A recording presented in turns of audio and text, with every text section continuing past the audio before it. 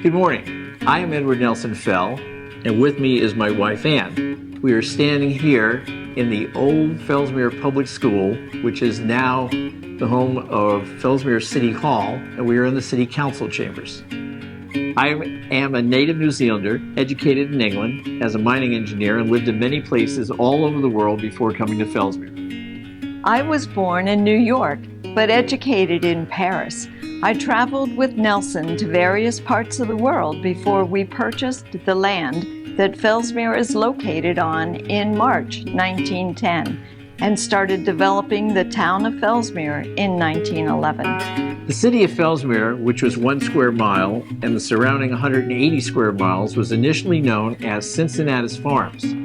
Anthony O. Russell, who was the inventor of bicycle playing cards in the 1880s and president of the United States Playing Card Company in Cincinnati, Ohio, purchased 180 square miles of land in Brevard County in 1895.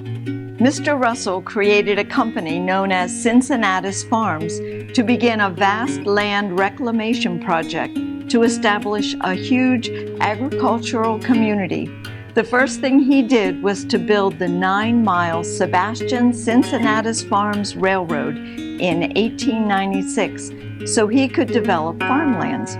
Unfortunately, Mr. Russell died 4 years later in 1900, and his dream died with him. By 1909, there were 8 different claims against the Russell estate. After all the claims were settled, Ann and I purchased the land for $155,000 in March 1910. 144 square miles were in St. Lucie County, and 36 square miles were in Brevard County. We named the land Fellsmere, the word mere meaning a watery place, because most of it was developed on rich organic muck, which flooded periodically. On May 23, 1910, my colleague and neighbor Oscar T. Crosby in Warrenton, Virginia, incorporated the Fellsmere Farms Company in Florida. Initially, Oscar served as the company's first president, and I was the vice president. Later, I became president after Oscar resigned in June 1913. We hired J.G. White & Company, an engineering firm in New York City, to do the surveying and engineering work for Fellsmere Farms. The first order of business for the Fellsmere Farms Company was to reconstruct the railroad from Sebastian to Fellsmere. By September 1910, the railroad was completed, and immediately it was utilized to bring all the building materials, supplies, and labor needed to develop Fellsmere. By December 1910, 4 railroad buildings were completed, and the first commercial building, the W.C. Braddock Building, was built at the southwest corner of South Carolina Avenue and North Pine Street. Work also started on clearing land and developing the town of Fellsmere. The Fellsmere Farms Company appropriated $1 million to design and construct the drainage system. Drag lines excavated the 8-mile main canal and 4.5-mile outlet canal along the St. Lucie Brevard County line to convey water eastward to the St. Sebastian River. 3 huge dredgers were used to excavate the 4 major canals named laterals U, S, Q, and M to drain all 144 square miles in St. Lucie County. Large Buckeye ditching machines were used to excavate smaller east-west ditches that ran into the laterals. Fellsmere was recognized as the cornerstone of Florida's earliest drainage development and was, in fact, the foremost drainage project undertaken by a private corporation in the state at the time. In early 1911, the Fellsmere Inn was built for the purpose of housing workers, visitors, and families waiting for their houses to be built. Daily train service from the Florida East Coast Railway in Sebastian to Fellsmere began, and houses and buildings were constructed on the north side of town. The 144 square miles of land within St. Lucie County at the time was platted as Fellsmere Farms on April 11, 1911. Then, on July 11, 1911, the town of Fellsmere was platted. We wanted Fellsmere to be a progressive, forward-thinking town. Fellsmere was the first master plan community in Indian River County, then St. Lucie County, in 1911, It had the first water system, power plant, telephone system, bank, concrete sidewalks, and paved roads. Fellsmere also had the first masonry school building, library building, public swimming pool, and movie theater, all within 7 years from the start of its development. It also had a choral society, music club, operatic society, drama club, tennis club, Boy Scouts and Campfire Girls, a Masonic lodge, and many other community organizations. By the beginning of 1913, Fellsmere's population had grown to 503, with 61 buildings including a church, a bank, electric ice plant, packing house, several grocery stores, a meat market, 2 hotels, boarding house, an ice cream parlor, and 6 miles of concrete sidewalks. Upon visiting the town of Fellsmere in July 1913, Sheriff Dan Carlton of St. Lucie County said that Fellsmere was the second largest town in St. Lucie County, and he expected it would be larger than Fort Pierce in a few years. By 1915, Fellsmere had a population of about 800 people. The Fellsmere Library Association was formed, and our oldest daughter, Marion, made it possible for the building of the Marion Fell Library on North Cypress Street. The time was right for Fellsmere to incorporate as a town. Marion's future husband, attorney Patrick Vance Agnew, and my husband drafted Fellsmere's charter.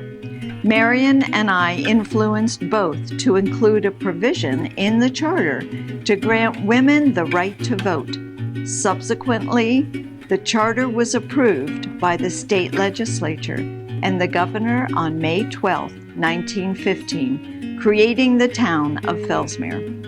The charter made the city of Fellsmere the first municipality in the state of Florida and in the South to grant women the right to vote in municipal elections.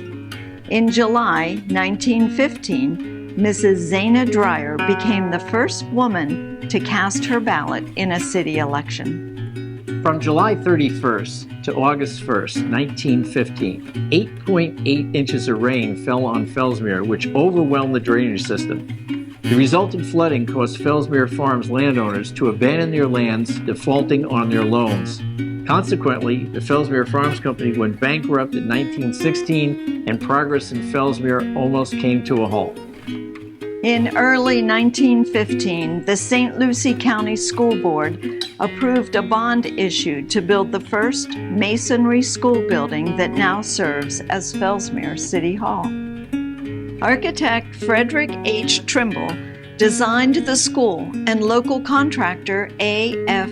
Sanders built it in 1 year between 1915 and 1916.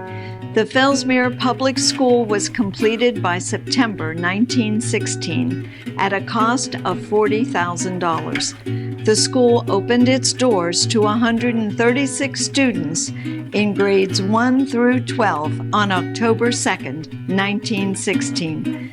The school was closed in 1982 when the new Fellsmere Elementary School was opened. After the Fellsmere Farms Company went into receivership, the Fellsmere Company was formed in 1917 to take over the Fellsmere Farms Company assets.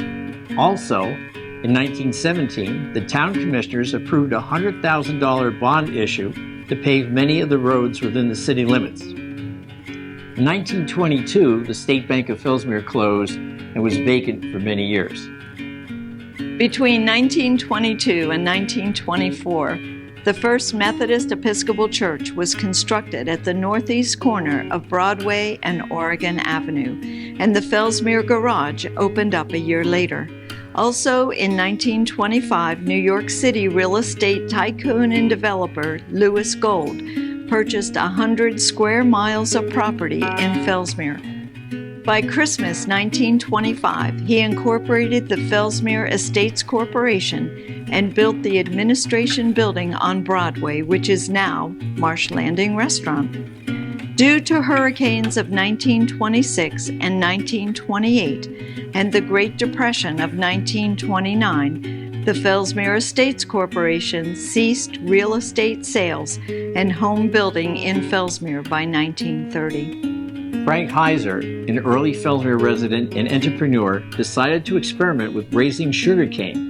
In 1927, he planted a test crop, and in 1929, he planted 100 acres of sugarcane with remarkable success. As a result, Frank planted 1,000 acres of sugarcane in 1931 and formed the Fellsmere Sugar Company in 1932. The Fellsmere Sugar Company operated out of the former Fellsmere Estates Corporation building, which is now Marsh Landing Restaurant. Through perseverance and sheer determination, Frank raised $1 million and built a sugar mill approximately 3 miles southwest of town. Not content with just making raw sugar, Heiser solicited more capital to build a sugar refinery. Despite the Great Depression, he obtained the funds and built the refinery by December 1935. The refined sugar, known as Florida Crystals, was shipped all along the eastern seaboard of the United States. Heiser's sugar company saved Fellsmere from bankruptcy and put most of the townspeople to work during the Great Depression. The refinery moved its operations down to Okalana in 1965, and Gulf and Western Industries bought the land in 1967, creating huge agricultural farmlands that are now owned by Sun Ag, but commonly known as Fellsmere Farms. After purchasing the former sugar company land, Gulf and Western continued to provide employment for many residents of Fellsmere.